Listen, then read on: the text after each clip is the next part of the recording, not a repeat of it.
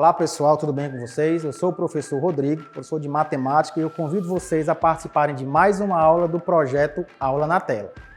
Nós temos agora a aula sobre números reais. Para que a gente fale, consiga lembrar sobre números reais, é importante que a gente revise alguns conteúdos em relação aos conjuntos numéricos. Então, o primeiro conjunto numérico que vocês estudaram aí, lá por volta do 6º ano, né, ou até anos anteriores, foi o conjunto dos números naturais, que são 0, 1, 2, 3, 4, 5 e infinito. Vocês perceberam que nesse conjunto dos números naturais, ele surgiu com a necessidade que o homem teve para quantificar as coisas. Então, o conjunto dos números naturais, ele parte daí, dessa necessidade que o homem teve para quantificar as coisas. Com o passar do tempo, foram surgindo outros conjuntos numéricos. A gente pode citar o conjunto dos números inteiros, que é pela letra Z. E esse Z, ele vem do alemão Zoll, que quer dizer número. O que a gente pode compreender do conjunto dos números inteiros? Que o conjunto dos números inteiros, ele é uma junção do conjunto dos números naturais com os inteiros negativos. E por que surgiu essa ideia de número negativo, né? Porque em algumas situações do nosso dia a dia, os números naturais por si só, eles não eram simplesmente usados para a gente exemplificar essas relações do dia a dia, como débito, como temperatura negativa, entre outras situações. Então, os números inteiros, eles surgiram da necessidade dos números naturais não estarem mais exemplificando todas as situações do nosso dia a dia. Posteriormente, a gente tem o conjunto dos números racionais, que é pela letra Q. Lembrar que esse Q, ele vem de quociente, que é divisão. Então, quando você fala em divisão, você já lembra em fração. E justamente os integrantes dos números racionais são aqueles números que podem ser escritos na forma de fração. Lembrando que o denominador dessa fração tem que ser um valor diferente de zero. Então, quem são os integrantes dos números racionais? É o conjunto dos números naturais, que estão contidos dentro do conjunto dos números inteiros, juntamente com os decimais exatos, ou seja, exemplo, 0,5. 0,5 é um decimal finito. Então, se ele é um decimal finito, ele faz parte do conjunto dos números racionais. As frações, a gente tem um exemplo aqui, -1/2, 5/2. As dízimas periódicas. O que é uma dízima periódica? Dízima periódica é um número decimal infinito que ele tem um período. O que é o período? É aquele valor que se repete após a vírgula. Então, como exemplo aqui, a gente tem o número 0,99999 infinito. Então, como eu tenho um valor que se repete após a vírgula, eu tenho um período, eu vou ter uma dízima periódica. Então, a dízima periódica, ela é um integrante dos números racionais. Tem também os números compostos. Você lembra aí do seu 7º ano, do seu 6º ano, o que é um número composto? É aquele número que tem duas partes, uma parte inteira e uma parte fracionária. Continuando aí, a gente vai ter o conjunto dos números irracionais, ele é um conjunto bem à parte. A gente entendeu que os números naturais estão dentro dos números inteiros, que estão dentro dos números racionais. Só que o conjunto dos números irracionais, ele fica um pouco à parte, fica um pouco dividido, de lado. Por quê? Porque aqui eu vou ter os números decimais infinitos não periódicos. Então, em algumas situações, quando você faz essas operações, elas vão resultar em um número decimal infinito não periódico.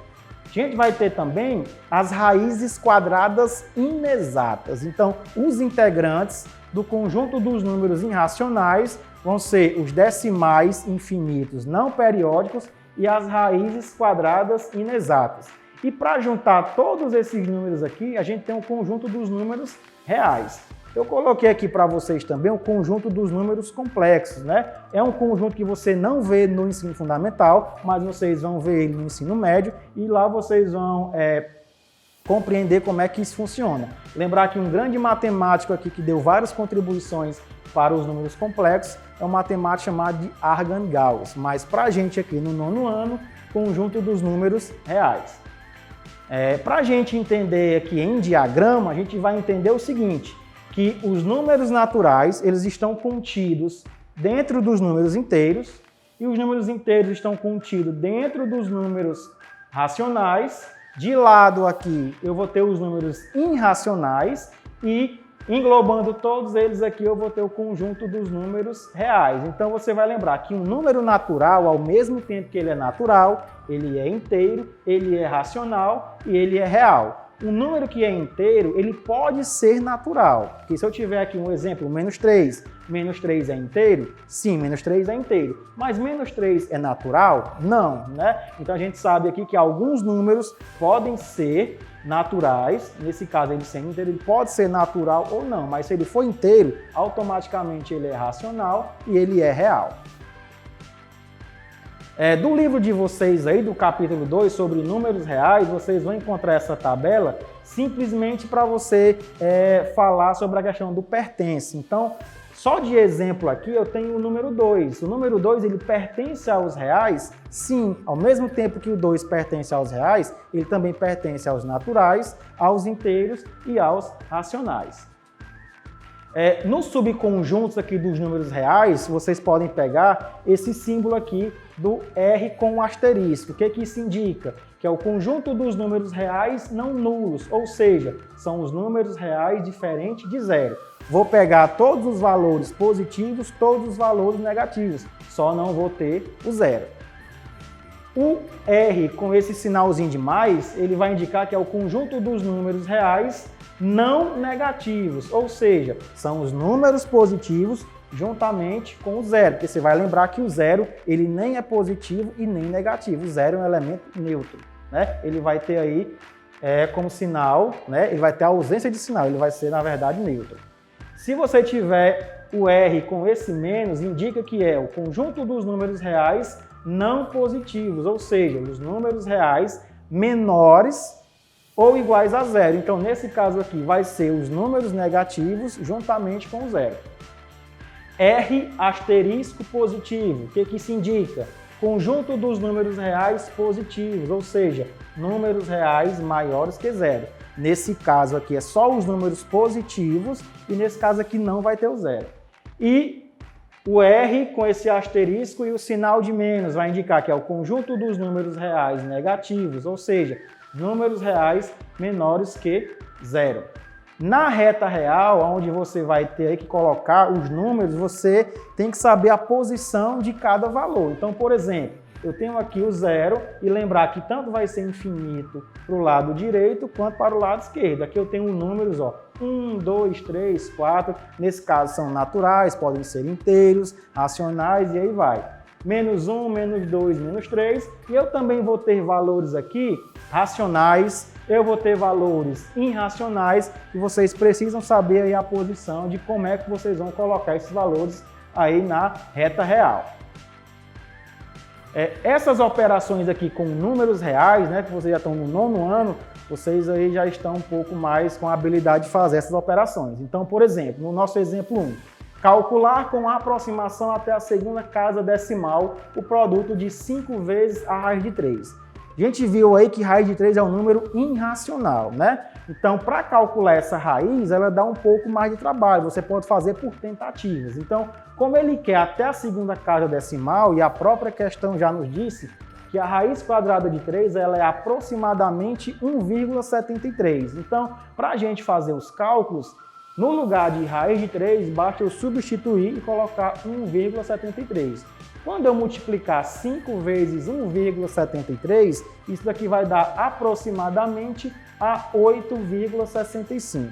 O nosso segundo exemplo, calcular a raiz quadrada de 5 elevado a 4. Quando você desenvolver essa potência aqui de 5 elevado a 4, que é 5 vezes 5 vezes 5 vezes 5, são 4 fatores, vai dar 625. Quando você for decompor em fatores primos, que vai ser uma outra aula, vocês vão encontrar que a raiz quadrada desse valor aqui, do 625, vai dar 25. Continuando aqui com a nossa explicação, a gente vai trazer para vocês agora um desafio baseado no nosso conteúdo que é conjunto dos números reais. Veja as tarjetas com números reais e localize corretamente na reta numérica. Então aqui você tem a reta numérica que você vai fazer no seu caderno, onde eu tenho raiz de 2, menos 17 sobre 4, 1 sobre 2 e tem outros valores. Então, vocês vão colocar esses valores aqui nessa reta numérica.